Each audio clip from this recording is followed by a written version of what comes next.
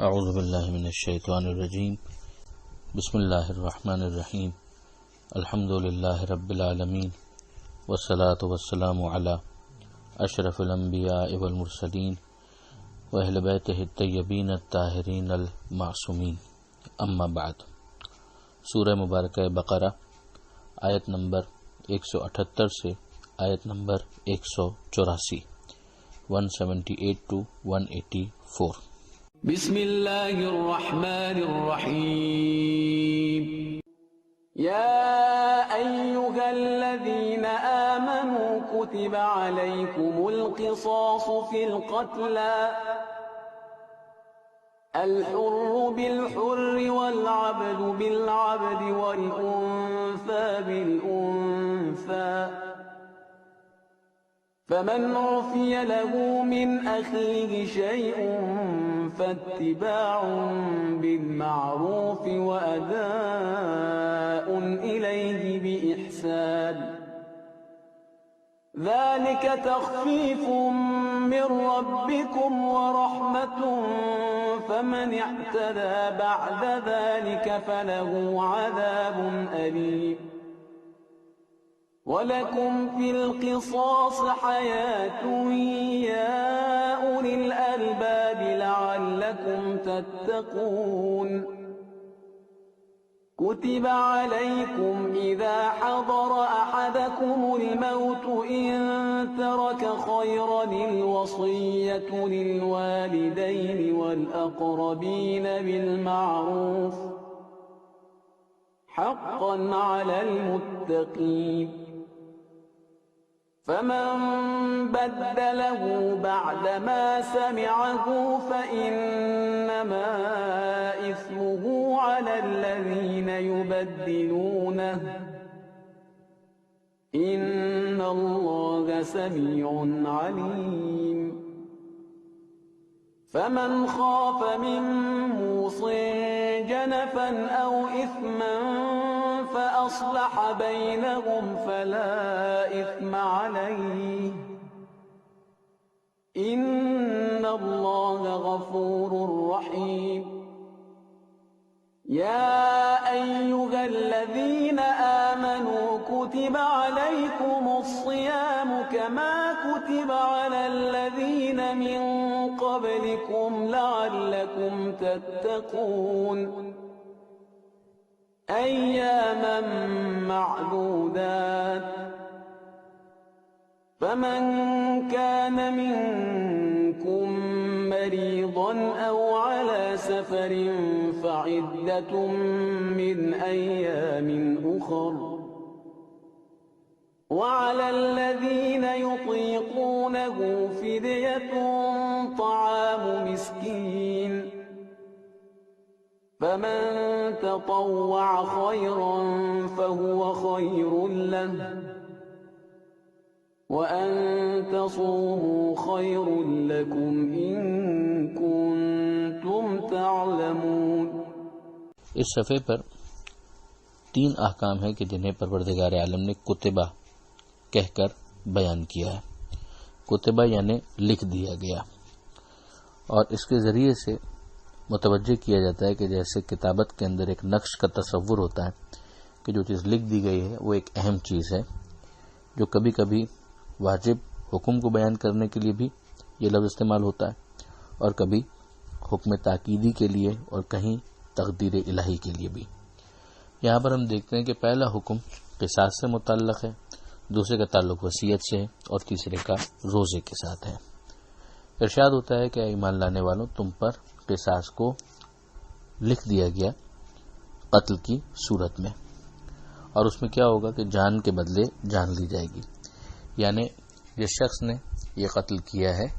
उसे एवज़ में कत्ल कर दिया जाएगा, और इसके अंदर पे इंसाफ को मलूज़ खातिर रखा जाएगा। यानी ये नहीं हो सकता कि मसलन एक इंसान जो किसी कबीले का है और बहुत मोहतरम है और जो कत्ल करने वाला है वो निस्बतन पस्त है, तो फिर उस पस्त को जो माशरती एतबार से लोगों ने मयारात बना लिए हैं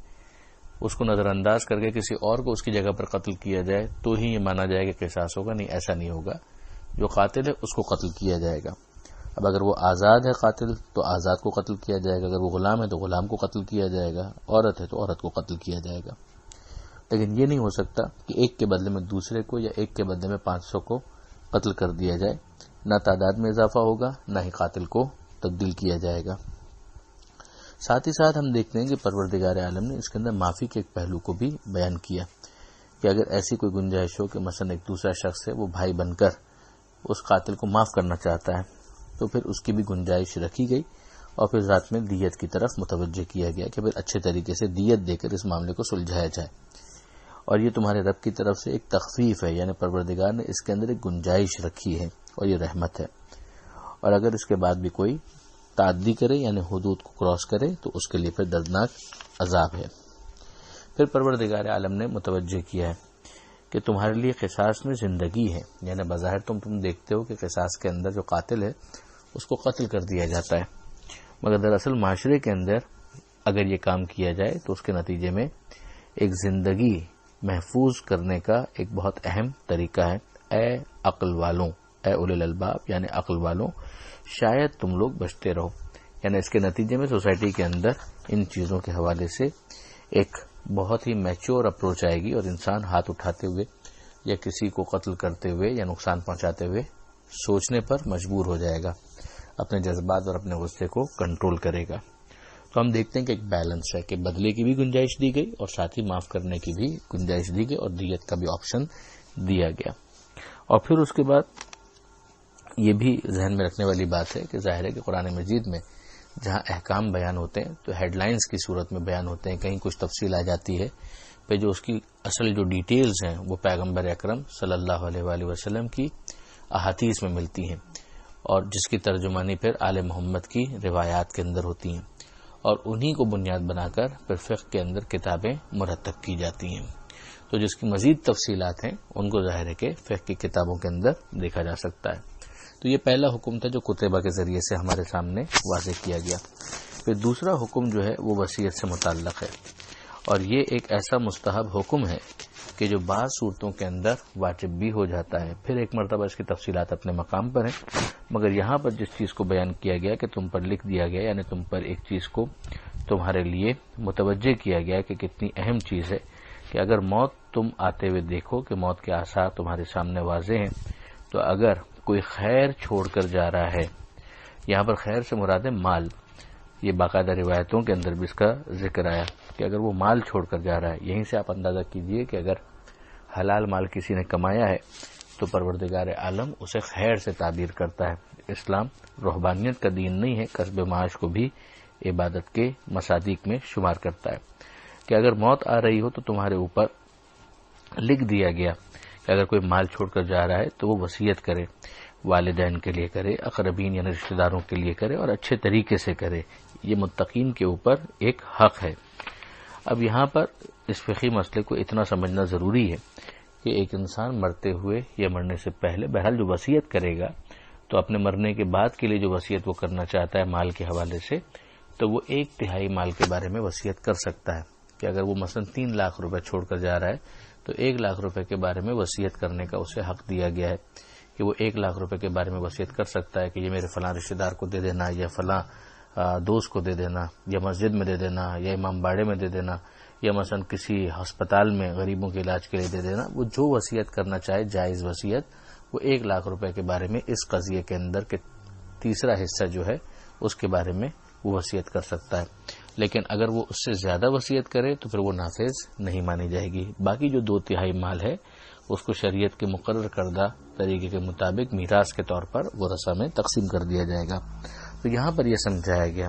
کہ یہ وصیت اسے کرنی چاہیے، اگرچہ یہ اکثر اوقات واجب نہ بھی ہو مگر اس کی تاکید بہت زیادہ ہے. تو پھر اس کے بعد یہ کہا گیا کہ اگر کوئی اس کو بعد میں تبدیل کر دیتا ہے تو ایک گناہ کا کام ہے کہ جو وصیت کرنے والا ہے اس نے ایک وصیت کی تھی اور بعد والے نے اس میں تبدیل کر دی، مگر اس کا بار پھر اس تبدیل کرنے والے پر ہوگا. اس وصیت کرنے والے کو بہرحال اپنے اس عمل کا ثواب مل جائے گا. اور اگر کوئی اس بات کا خوف محسوس کرتا ہے کہ موسی یعنی جو وصیت کرنے والا ہے کہ اس کی طرف سے کوئی کجروی ہے یا اس نے کوئی گناہ کی وصیت کر دی ہے اور وہ اس کی اصلاح کر دے تو پھر اس کے اوپر کوئی گناہ نہیں ہے. ظاہر ہے کہ ورثہ کو آن بورڈ لیتے ہوئے ان کو کانفیڈنس میں لیتے ہوئے، مثلا اگر وصی کو یہ معلوم ہے کہ موسی نے یعنی وصیت کرنے والے نے 1/3 سے زیادہ کی وصیت کر دی ہے، تو اب ظاہر ہے کہ نافذ العمل نہیں ہوگی اور اس کے بارے میں اسے متوجہ کرنا پڑے گا. یا مثلا موسی نے کسی گناہ کے کام کے لیے وصیت کر دی ہے، تو اب اس کے اندر بہرحال اس کو اس وصیت کے اوپر عمل کرنے میں تکلف ہونا چاہیے، پریشانی ہونی چاہیے کہ یہ حرام کام کی کیسے وصیت کو نافذ کیا جائے. تو اس صورت میں ورثاء کو کانفیڈنس میں لیتے ہوئے اور بعض کیسز کے اندر حاکم شرع یعنی مجتہد کو یا اس کے نمائندے کو کانفیڈنس میں لیتے ہوئے جو فی زمانہ ذمہ داری بنے گی وہ پھر اس کے اندر تبدیلی کرے گا. لیکن اس کی جو تفصیلات ہیں وہ اپنے مقام پر ہیں، جس کو علماء سے دریافت کیا جائے. اور پھر پروردگار عالم نے تیسرا حکم جو ہے بیان کیا کہ اے ایمان لانے والوں تمہارے اوپر روزوں کو لکھ دیا گیا. اب یہ عام حالات کے اندر ایک واجب حکم ہے کہ ماہ رمضان کے اندر اذان صبح سے لے کر مغرب تک اپنے آپ کو چند چیزوں سے بچانا، جس میں نمایاں ترین کھانا اور پینا ہے. صوم کا ویسے بھی مطلب ہے بچنا، اور یہاں پر اس خاص معنی میں ہے کہ ماہ رمضان میں صبح سے لے کر اذان صبح سے لے کر مغرب تک کھانے پینے اور دیگر چیزوں سے اپنے آپ کو بچانا. پھر پروردگار نے فرمایا کہ جیسے کہ پہلے لوگوں کے اوپر بھی یہ ذمہ داری رکھی گئی، مقصد یہ ہے کہ تم متقی بنو، تمہارے اندر ضبط نفس آ جائے. چند دنوں کی تو بات ہے،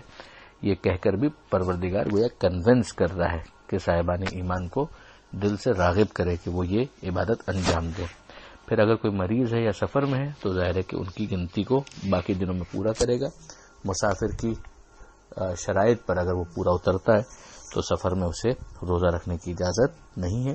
اسی طرح سے اگر مریض ہے تو اپنی تفصیل کے مطابق مثلا اگر وہ روزہ رکھے گا تو اس کی جان جا سکتی ہے یا مرض میں شدت آ سکتی ہے تو بھی روزہ رکھنے کی اسے اجازت نہیں ہے. اور وہ کہ جن کے لیے روزہ رکھنا بہت سخت ہے ان کو فدیہ دینا ہے